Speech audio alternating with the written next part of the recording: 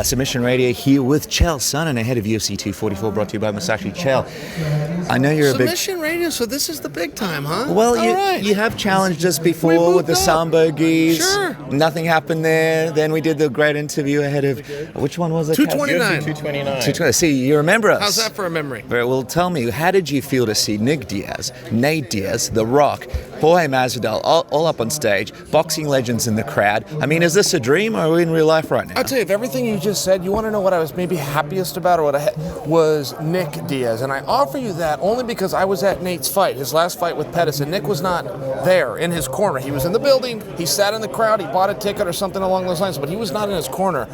And I think that bothered Nate.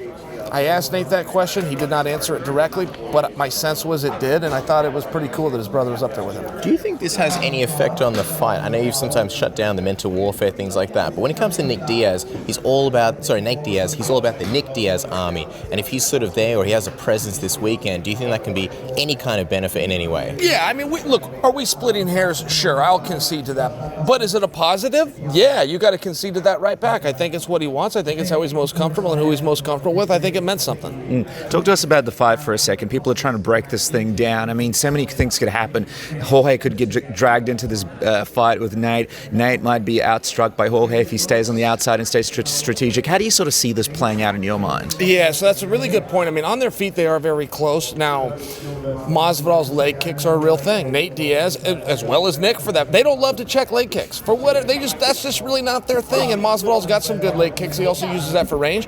On the other side of the coin, I think a lot of people are favoring Nate on the ground, and I don't know if that's a fair assessment. I think Nate is known as a Cesar Gracie black belt, but Masvidal's been training at the ATT with the best grappling coaches for a number of years. I think you've got a little bit of a wash there, and ultimately the conditioning of Nate Diaz is a very real thing. You got a 5-round fight, and you have Nate Diaz that has one thing over Masvidal, which is big fight experience. And I'm not talking fight experience in minutes in the cage. I'm talking big fight experience. Walking into an arena that is sold out, walking into an arena where your name is on the marquee. I think he can control his nerves a little better. And the one thing with that is it doesn't create a stress. If it doesn't create a stress, it doesn't create a fatigue, and you can go harder a little bit longer.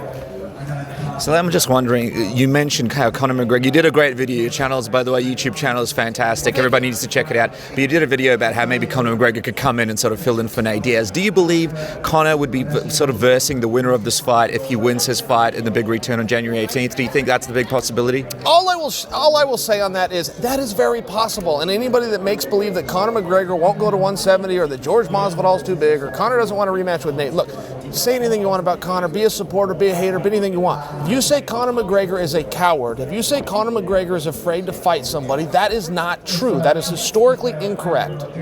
You're about to go on ESPN. We don't want to be too greedy, so we don't want to cut into ESPN's time, so we'll let you go, Chael. Enjoy the fights this weekend. Always appreciate your time. I appreciate you. Mutual, fellas.